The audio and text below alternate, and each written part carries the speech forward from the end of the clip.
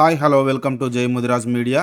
మెదక్ జిల్లా పెద్దశంకరంపేట మండలం ముదిరాజ్ సమన్వయ కమిటీ వారానికి 2 గ్రామాల్లో ముదిరాజుల ఐక్యత కొరకు ప్రచారంలో భాగంగా ముదిరాజుల డిమాండ్ బీసీడీ నుంచి బీసీఏలోకి మార్చాలని, జనాభా ప్రాతిపదికన మేమెంతో మాకు వాటా కావాలని, చట్టసభల్లో ముదిరాజులను గుర్తించాలని 26వ సమావేశం శంకరంపేట కొరివి కృష్ణస్వామి ముదిరాజ్ సంఘం అధ్యక్షులు గాన్లా సంగమేశ్వర్ ముదిరాజ్ అధ్యక్షతన, ముఖ్య అతిథులు టెంకటి మహారాజ్ కొత్త సాయిలు ముదిరాజ్ మండల అధ్యక్షులు పల్లెబోయిన పున్నయ్య ముదిరాజ్, పట్టణాధ్యక్షులు జోడు రవి ముదిరాజ్, మాజీ సర్పంచ్ గాజుల వెంకన్న ముదిరాజ్, ప్రధాన కార్యదర్శి దారబోయిన శంకర్ ముదిరాజ్, అడ్వైజర్ గాన్ల సాయిలు ముదిరాజ్, నిమ్మలగారి సాయిలు ముదిరాజ్, కమలాపురం ఉప సర్పంచ్ జాడు లింగరాజు ముదిరాజ్, బండల శ్రావణ్ ముదిరాజ్, బుజిరాన్పల్లి విఠల్ ముదిరాజ్, లక్ష్మణ్ ముదిరాజ్, ఎన్ విఠల్ ముదిరాజ్, గణేష్ ముదిరాజ్, సంగమేశ్వర్ ముదిరాజ్, పుట్టి నాగరాజు ముదిరాజ్, వెంకటి తుకారం ముదిరాజ్, కృష్ణస్వామి సంఘం సభ్యులు గాన్ల సత్యనారాయణ ముదిరాజ్, పటేల్ నారాయణ ముదిరాజ్, జిన్నం సాయిరాం ముదిరాజ్, మహేష్ ముదిరాజ్, మచ్చంద్ర ముదిరాజ్, సాయి ముదిరాజ్, సింహ సుభాష్ ముదిరాజ్, కిషన్ ముదిరాజ్, పున్నయ్య ముదిరాజ్, సాయి ముదిరాజ్, నవీన్ ముదిరాజ్, జాలువారి సత్యం ముదిరాజ్, సీను ముదిరాజ్, కృష్ణ ముదిరాజ్, వివిధ గ్రామాల నుండి వచ్చిన ముదిరాజ్ బంధువులకు ఈ సమావేశం విజయవంతం చేసిన ముదిరాజులందరికీ పేరు పేరున ధన్యవాదాలు. ఇక్కడ సభ మీద ఉన్న పెద్దలందరికీ, నా తోటి మిత్రులందరికీ, ఇక్కడికి విచ్చేసిన ఆడపడుచులందరికీ, అక్క చెల్లెళ్ళకందరికీ నా యొక్క ధన్యవాదం. అయితే మన పెద్ద మనుషులు ఏం చేస్తున్నారంటే, నాలాంటి వాళ్ళకు తెలియని వాళ్ళ కోసము, మనకు తెలిసిందే కానీ మనము దాన్ని ఆచరణలో నడిపించుకోలేకపోతున్నాం కాబట్టి అది కొంచెం మనకు తెలియపరచడానికి మళ్ళొకసారి మనకు వెనుక ఉండి మేము ఉన్నాము అని మనకు గుర్తు చేస్తూ, మనకు వెనుక మద్దతుగా ఇట్లా ప్రతి ఊరు తిరుగుకుంటా ఈ సమావేశం ఏర్పాటు చేసుకుంటూ, అందరి కోసము, అందరూ మన కుటుంబ సభ్యులే, మనం ఒక్కలమే కాదు, మన కుటుంబ సభ్యులందరూ బాగుండాలని, బాగుపడాలని, మన కోసమే వీళ్ళందరూ పెద్దలందరూ చేసే ప్రయత్నం. దీనికోసం మనం కూడా అందరం సహకరించాలని కోరుకుంటున్నాం. అయితే ఇప్పుడు నేనేంటంటే, నేను ఒక ఆటో నడిపించుకుంటున్నా. నేను అప్పుడు చదువుకోమంటే చదువుకోలేదు, ఇప్పుడు చదువుకునుంటే ఏమైంది, ఇది ఈ పెద్ద మనుషులు అప్పుడే ఎందుకు చెప్పలేకపోయినరు అని అనుకున్నా. కాకపోతే ఏంటంటే, నాకు ఇట్లా బయటకు వచ్చేది ఏంది అప్పుడు నాకు తెలియదు. మా నాన్నకి చదువు రాదు, మా అమ్మకి చదువు రాదు, నాకు చదువు రాలేదు, వచ్చినా నేను చదువుకోలేదు, అప్పుడు ఏ పని నేర్చుకోలేదు. ఇప్పుడు ఆటో నడిపిస్తున్నా, ఆటో నడిపిస్తే రోజు 200-300 వస్తున్నాయి, దాంతో నా ఖర్చులకే వెళ్ళిపోతున్నది. ఇంట్లో సంసారంకు కూడా అమ్మ నాన్న పని చేస్తేనే వెళ్తున్నది. అయితే ఇప్పుడు మన పెద్ద మనుషులు చెప్పేది ఏంటంటే, ఇట్లాంటిది కావద్దు, మన కులం పెద్దది, మనం పేరులో పెద్దగా ఉన్నాము కానీ మనము అందరి దగ్గర వెళ్ళే చేస్తున్నాము. మనము ఇట్లా తాగడానికో తినడానికో ఒకటి దగ్గరికి వెళ్ళి 100 రూపాయలు బతిమలాడుతున్నాం. మనకు కాళ్ళు చేతులు ఉన్నాయి, మనము చేసుకోవడానికి మనకు అన్ని విధాల ధైర్యం ఉంది, అంతా ఉన్నది, కానీ మనం కరెక్ట్ చేసుకోలేకపోతున్నాం. కొంచెంలోనే పోతున్నది మనది. ఆ ఒకటి కరెక్ట్ చేసుకొని మనం మంచిగా ముందుకు వెళ్ళాలని, మన పెద్దల ప్రయత్నం ఒకటి ఫలించాలని నేను మనస్ఫూర్తిగా అందరికీ పేరు పేరున వారికి నా పాదాభివందనాలు చేసుకుంటున్నాను. ధన్యవాదములు. రావాలి. మొన్న మా దగ్గరికి వచ్చారు మీటింగ్ పెట్టుకోవడానికి. ప్రతి ఒక్కరు ముద్రా సభ్యులే సర్పంచులు కావాలి, ఎంపీటీసీలు కావాలంటారు. ఫస్ట్ కష్టపడాలి. ఎంపీటీసీ కావాలంటే సేవాభావం చేసుకోవాలి, ఆపదలు నన్ను ఆదుకోవాలి, ఏడిపోయినా ముందుకు రావాలి. ఎంపీటీసీ కావాలి, సర్పంచ్ కావాలి అవన్నీ ఎప్పుడు వేస్ట్. ఫస్ట్ సేవ చేసుకోవాలి. మనం ఎంత సేవ చేసుకుంటే మనకు అంత పేరు వస్తుంది. వేరేవాడికి సేవ చేసుకుని ఛాయిస్ ఇవ్వద్దు. సేవలో మనమే ముందు ఉండాలి. నేను అన్నగారు ఆయననే ముందుండు, ప్రతిదానికి అన్ని విషయాలుగా ముందుకు రావాలి. ముందుకు వస్తేనే గుర్తిస్తారు. అట్లా గుర్తింపు వచ్చినప్పుడే సర్పంచ్ అవుతాడు, ఎంపీటీసీ అవుతాడు. ఫస్ట్ మనం చెప్పేది అందరు కష్టపడాలి, సేవాభావం తెచ్చుకోవాలి, మనకున్నది 10 మందికి తెలియపరచాలి. అట్లాంటి విషయాలు చేస్తేనే నువ్వు ఒక స్థాయికి వస్తావు. ప్రతి ఒక్కరు మనం ఎవరైనా సరే అట్లా సేవ చేసుకోండి. ఇప్పుడు ఉదాహరణకి ఎట్లుంటుందంటే, ఇప్పుడు చాలామంది అంటారు వేరే వాళ్ళు ఎండ్రికాయ కులం అట్లా ఇట్లా అని చెప్పేసి. ఒక షిప్లో ఎండ్రికాయలు వెళ్తున్నాయి, మన భారతదేశంకి సంబంధించిన ఎండ్రికాయలు ఉన్నాయి, దాంట్లో వేరే దేశం సంబంధించిన ఎండ్రికాయలు ఉన్నాయి, ఇంకో వేరే దేశం సంబంధించిన ఎండ్రికాయలు ఉన్నాయి. అన్నిటికీ మూతలు ఉన్నాయి. మనదానికి మూత ఉంది, వేరే దానికి మూతలు లేవు. వాటికి ఎందుకు లేవంటే అవి ఏడికి పోవు. మన మూత తెరిచిండ్రనుకో, ఒక్క ఎండుకాయ బయట పడ్డదనుకో, దాన్ని పోనీ రంగనే ఉంచుతారు. మనం అన్ననే ఉంటాం. అట్లా మనది మనమే గుంజుకుంటాం. మన దాంట్లోనే ఉండరు కాబట్టి మనమే కొంచెం ఏదో ఎంతో విధంగా కొంచెం ఆలోచించుకొని ఇప్పటికీ మీరు ఇంత కష్టపడుతున్నారు. అందుకోసంకే ఇది చేసుకొస్తారు కాబట్టి మేము కూడా సపోర్ట్ చేస్తాం. మేము కూడా మీకు వెనుక ఉంటాం. కనీసం మీరు ముందున్నందుకు ఇప్పుడు ఇంతమంది పెద్ద మనుషులు ఉండరు. మేము కూడా మా వంతు సాయం మేము కూడా ఉంటాం. సరే, ఇంతటితో ఇంకా సంతోషం పెట్ట. కనీసం హావభావం ఏంటంటే ఒక మంచి అవకాశం ఇచ్చింది మాకు.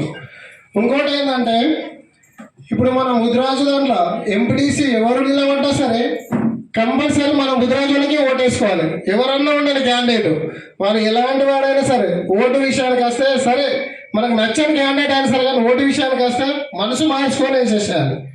ఇప్పుడు ముస్లిమ్స్ దాంట్లో చూస్తాం, ఏం చేస్తారు వాళ్ళు? ఏం చేస్తారు? 100% వాళ్ళ దాంట్లో వేసుకుంటారు అన్న, కంపల్సరీ వేసుకుంటారు. మరి మనం ఎందుకు అట్లా? మస్తు జనాభా ఉంది కదా మన దాంట్లో కూడా, మనం వేసుకోవాలి కదా. ప్రతి విలేజ్లో వేసుకున్నట్లే అట్లా. ఇప్పుడు మాతో కూడా 500 నుంచి 600 2014లో ముదిరాజులు ఏకమైతే 1 సైడ్ సర్పంచ్ వచ్చేసింది. 2014లో నరసింహరాములు అని సర్పంచ్. మిగతా కులాలు ఎంత తంటాలు పడ్డా సర్పంచ్ పోలే. గట్టిగా మన ముదిరాజు నుంచి సర్పంచ్ గెలుచుకున్నాం మనం. అట్లా ప్రతి విలేజ్లో ఐక్యత ఉంటే మనం రాజకీయం పరంగా హెల్ప్ చేస్తూ ఉండాలి. పదవిలో ఉన్నా లేకున్నా హెల్ప్ చేస్తూ ఉంటే మనకు మిగతా కులాల వాడు దగ్గర అవుతారు కాబట్టి మనం ఏదైనా సాధించగలుగుతాం. రాజకీయంలో ముందుకు పోతే మనం ఇప్పుడు బీసీడీ నుంచి బీసీఏలో కావాలంటాం. బ్రాహ్మణ్స్ ఏం చేస్తున్నారంటే 1% ఉన్న బ్రాహ్మణ్స్ 10% రిజర్వేషన్ కోసం కొట్లాడుతున్నారు. తెలంగాణలో 1% ఉన్నారు బ్రాహ్మణ్స్, 10% రిజర్వేషన్ కోసం కొడతారు.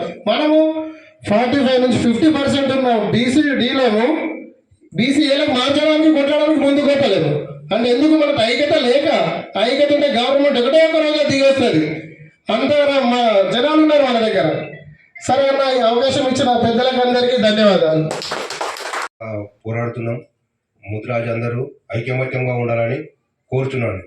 మన సమూహంగా అందరికీ నమస్కారం. ఇక్కడికి వచ్చిన ముదిరాజు సంఘం పెద్దలందరూ నమస్కారం. అక్కడ మా సంఘం పెద్దలకు, మా సంఘం సభ్యులందరికీ నమస్కారాలు. ఇక్కడ చెప్పిన విధంగా ఫస్ట్ ఆఫ్ ఆల్ మన అంతా తాగుతక్క వేసుకోవాలి. అలా నువ్వు తాగవా అంటుండొచ్చు, కానీ తాగడం అనేది ఒక లిమిట్ ఉంటుంది. మన పిల్లలకైతే ఫస్ట్ ఆఫ్ ఆల్ తాగుడు బంద్ చేయించే ప్రయత్నం చేయాలి 100%. మన కులంలో ఫస్ట్ మన ఖరాబ్ అవుతుంది అంటే తాగే. ఇంకా చెప్పిన ఈ మాటకైతే నేను 100% సపోర్ట్ చేస్తా. దానికోసం ఏం చేద్దామో నేను రెడీ ఉంటా. తాగడం తప్పని నేను అన్నా, కానీ దాన్ని మనం కంట్రోల్ చేసుకోవాలి. దాన్ని కంట్రోల్ చేసుకుంటే మనం బాగుపడతాం. మనం బాగుపడతామంటే పిల్లలు బాగుపడితే మనం మంచిగా ఉంటే పిల్లలు మంచిగా ఉంటారు. పిల్లలు మంచిగా ఉంటే కుటుంబం మంచిగా ఉంటుంది. కుటుంబం మంచిగా ఉంటే గ్రామంలో మన పేరు మంచిగా ఉంటుంది. పేరు ఒకసారి మంచిగా వస్తే నాకు తెలిసితే ఖరాబ్ కాదు. ఖరాబ్ వచ్చిన పేరు తొందరగా మళ్ళీ మంచి రోజులు రాదు. కాబట్టి ఆ పేరు ఖరాబ్ చేసుకోకుండా మన ఉనికిని చాటుకుంటా, పెద్దలు చెప్పిన విధంగా నడుచుకుంటా, సంఘం కోసం కానీ కులం కోసం కానీ ఏ చేద్దామన్నా పెద్ద మనుషుల మాటని అందరం కలిసి చేద్దామనేది నా అభిప్రాయం. పెద్ద మనుషులు ఏం చెప్పినా అది చేయడానికి మా సంఘం రెడీగా ఉంది.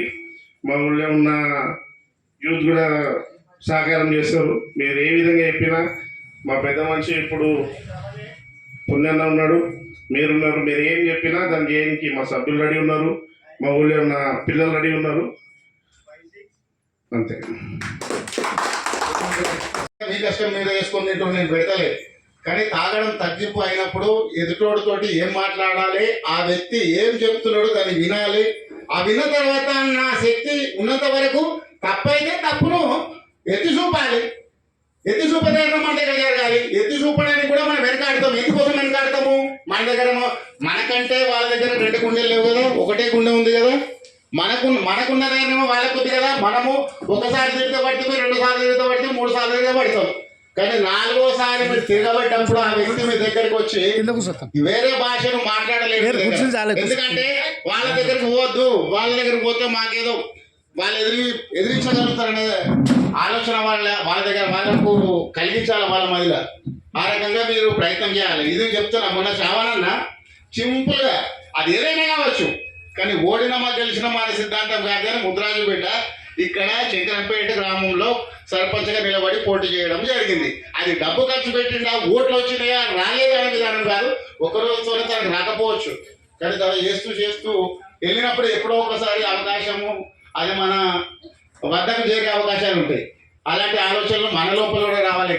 రాజకీయం ఒక్కటే ముఖ్యం కాదు, పని లోపల కూడా మనం బతుకుతున్నామంటే మన పిల్లలను పక్కన చేర్చుకొని వాళ్ళకు కూడా మన విధానాన్ని వివరిస్తే వాళ్ళు కూడా కొంత ఒక్కసారి మారరు. ఎందుకంటే వెనక బూజు పట్టిపోయి ఉన్నాం మనం. ఎట్లా అంటే మన పెద్దలు కూడా సిద్ధాంతం ఏంటంటే సాగబెట్టుండి కళ్ళు తాగుండి నేర్పిన సిద్ధాంతం లోపల మనం భాగమై ఉన్నాం. కాబట్టి ఆలోచనలు మనకు ఏదనంటే దండగలు పెట్టడము, లేకపోతే కులంలో రాకపోతే నీకేదో బొట్టు పెట్టలేవు, ఇట్లాంటి విధానాలు ఉంటాయి. కాబట్టి ఆ రకంగానే మనం హింసించి కిందికి పోవడం జరిగింది. చదువుకోడరా, ఈ చదువుకుంటే ఈ తోవ దొరుకుతుంది, ఈ రకంగా పోతే మీకు ఉపాధి దొరుకుతుంది, ఈ రకంగా పోతే మీకు తెలివి పెరుగుతుంది, రేపు పొద్దున మన కుటుంబాలు బాగుపడతాయని చెప్పిన పెద్ద మనుషులు మనకు కూడా సరైన దిశను నడిపించిన వాళ్ళు ఇప్పటిదాకా లేకపోవచ్చు అనేది కాదు. పెద్ద మనుషులకు ఆర్థిక స్తోమత తక్కువ ఉండి వాళ్ళు మనం పోషించడానికే వాళ్ళ జీవిత కష్టం సరిపోయింది. అంతవరకు జీతం వస్తుంది, లేకపోతే ఏదో ఒకటి ఏదో రకంగా మనకు వెనుకబడి ఉన్నాయి కదా. ఆస్తులా సంపాదించుకోలేరు, ఏం పోయినా ఎక్కడ పోయినా కట్లే. ఇప్పుడు కైకిలు పోతుంది, కైకిలు తెచ్చుకుంటుంది, కుటుంబాన్ని పోషించుకుంటుంది, ఎన్నో ఒకటి ఏదైనా పంట పెట్టుకుంటే కౌలు తీసుకుంటే ఆ కౌలు పండించుకుంటే ఒకరోజు నష్టమైతే ఒకరోజు లాభం అయితే ఆ రకంగానే జీవితాలు గడుపుకోగలిగాం. పద్మశాలీల వంటిది లక్షలకు తయారైపోయారు శంకరంపేటలో. మరి మన శంకరంపేటలో అన్ని ఎట్టి శాఖలు చేసుకుంటూ ఉన్న కుటుంబాలు మనది కూడా ఆర్థిక సంబంధాలు ఎదిగి ఉన్నారు. కానీ మనోళ్ళ దగ్గర కొంత ఎదుటి చేస్తే భయం ఎందుకు వస్తుందో మరి నాకు అర్థం కాదు. భయపడే అవసరం మీకేముంది? దొంగతనం చేస్తలేరు, ముస్తలేరు, మీ కష్టం చేసుకొని తాగేది కూడా మీ కష్టం చేసుకొని మీరు తాగుతున్నారు. కానీ దాంట్లో తాగుడు తగ్గింపు అయితే ఎదుటితో మాట్లాడే ధైర్యం మీకు వస్తుంది. తాగిన తర్వాత నీకు ఒకటి తర్వాత ఇంకోటి పోస్తాడు, నువ్వు పడ పెడతాడు, వాడు ఏమైనా మాట్లాడతాడు, నువ్వు చేయబెట్టంటే చేసేస్తావు, ఇస్తావు. అంతే సిద్ధాంతం నడుస్తుంది కదా. వేరే రకంగా బయట వచ్చి కబ్జాలు ఇంతగానం స్థలం ఉంది, ఒక్కొక్కడు అక్కడ సెటర్లు సంపాదించుకుంటూ ప్లాట్లు సంపాదించుకుంటూ మరి ఇక్కడ నుండి గుడిసెలలో మురుగునీళ్ళలో ఉండి తుంగమడుగు అంటుంది. ఇది కళ్ళు దుకాణం, తుంగమడుగు కళ్ళు దుకాణం. ఈ చుట్టూ మురికి కాలువలు ఉన్నారు, కానీ మనకు అక్కడ స్థలాలు ఎందుకు కాపాడుకోలేరు? ఎవడో వచ్చి బయట వచ్చి డబ్బాలు వేసుకొని లేకపోతే ఏదో రకంగా బతుకులు, మనకెందుకు లేదు ఆలోచన? మీరు కూడా శంకరంపేట ప్రాపర్లు కాబట్టి ప్రాపర్లో ఉన్నప్పుడు మన పెద్ద మనుషులకు కొంత, ఎందుకంటే వాళ్ళ అవసరాలు ఉండి మన పెద్ద మనుషుల ద్వారా పోయి వాళ్ళ దగ్గర మన అవసరాలు తీర్చుకుని ఉండొచ్చు. కానీ మనం కష్టం చేయకుండా మన అవసరాలు తీర్చలేరు వాళ్ళు.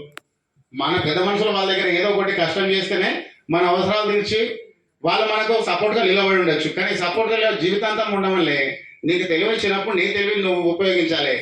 వాళ్ళ పిల్లలు వాళ్ళ పిల్లలు తెలివి పర్లేదు, వాళ్ళు తెలివి పర్లేదు, వాళ్ళ మనమల్ని తెలివి పర్లేదు, వాళ్ళ మనమల్ని తెలివి పర్లేదు.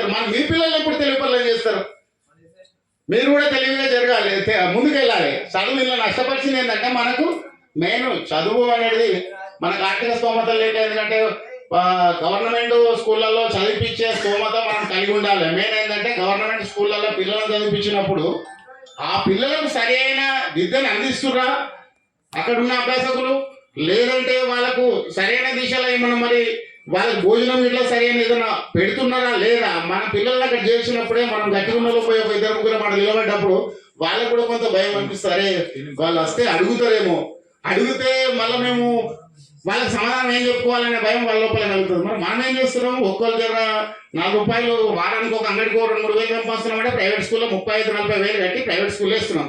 అక్కడ 9వ తరగతి 10వ తరగతి చదివిన టీచర్లు వచ్చి మీ పిల్లలకు విద్యను బోధిస్తున్నారు.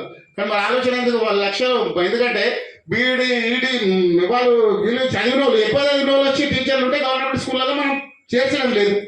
అక్కడ చేర్చినప్పుడు మనం పోయి అడిగినప్పుడే కదా అక్కడ. ఇప్పుడు మనం అంటే ఏంటంటే ఒక్కరిని పోగల నాట ఏమైంది పోదు పెట్టకపోతే రేపు నువ్వు చదువుకోతున్నావు మనకేం పడిపోయింది, ఆ మాట మన లోపల మరవాలి. ఆ మాట మన లోపల వచ్చిన రోజులు మనం ఇదే స్థానంలో ఉంటాం, మనకి ఎవరు కూడా గుర్తెరగడు. ఆ పిల్లలకు భోజనం పెడుతున్నారంటే మన పిల్లలు మన కుటుంబ సభ్యులే పడుతుండొచ్చు మాట, కానీ వాళ్ళకు కూడా అడిగే స్థానంలో మన పిల్లల తల్లిదండ్రులు పోయి అడిగినప్పుడు వారానికి ఒకసారి లేకపోతే ఎప్పుడొకసారి మనం అకస్మాత్తుగా పోయి ఆ స్కూళ్ళల్లో భోజనం ఏం పెడుతున్నారు, మా పిల్లలకు పెట్టేది మా కూడా కొద్దిగా పెట్టండి, తిరిగి చూడాలి. తిరిగి చూసినప్పుడే కదా వాళ్ళకి భోజనం మంచిది అనుకుందా, లేకపోతే వాళ్ళకి విద్యను సరైన దిశలో బోధిస్తున్నారా లేదా అనేది. చూడకుండా మనం ప్రైవేట్ స్కూళ్ళల్లో మన పిల్లలను పడేస్తే మన పని మీద మనం వెళ్ళిపోతాం. వాళ్ళు వచ్చే బండి తీసుకొచ్చా ఇంటికి అడిగించే నెల రాగానే కరెంట్ మీటర్ రీడింగ్ తిరిగినట్టుగా బిల్లు కొట్టుకొని పోతుండే అవి కట్టేస్తున్నాం. మరి గవర్నమెంట్ స్కూళ్ళల్లో పిల్లలను పంపడానికి మనం ఎందుకు వెనకాడుతున్నాం? గవర్నమెంట్ అంటే ఏంటి?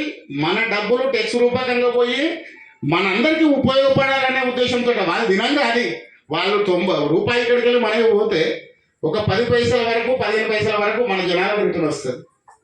85 నుంచి 75 పైసలు 90 పైసలు మళ్ళీ అక్కడ బినామీ పేర్ల మీద పిట్ అయి ఉంటుంది అక్కడ. ఎందుకంటే వాళ్ళు కూడా అక్కడ కూర్చొని పంచుకోవడం జరిగినాకనే ఈ వ్యవస్థను నడపడానికి ఇలాంటి ఇంత పంపం వాళ్ళు ఇచ్చినప్పుడు తీసుకోవాలి. తీసుకున్నప్పుడు ఇప్పుడు ఈ మనకు ముద్రాకి బీసీడీ నుంచి ఏలోకి మార్చాలంటే అనుకుంటున్నాం, అందరం అంటున్నాం. కానీ మన కింది స్థాయి నుంచి ఉద్యమం లేవనెత్తకుండా పైనుంచి వాడు ఇవ్వడానికి ఎవరికి ఏమవసరం? నలుగురం ఉన్నాం అనుకో, అరే నువ్వు ఆయనకి ఎందుకు రోజులు పెడుతున్నావు, మేము ఏం కావాలో మేము చేస్తామనేసరికి ఈ 10 మంది లోపల ఒక్కళ్ళు ఇద్దరు ఏం మాట్లాడలేరు కదా. ఇంతమందిలో ఎదిరించగలుగుతారా? ఎదిరించలేరు. ఇక్కడ కూడా మన స్థానాన్ని కల్పించే బాధ్యత మనకు రావాలి.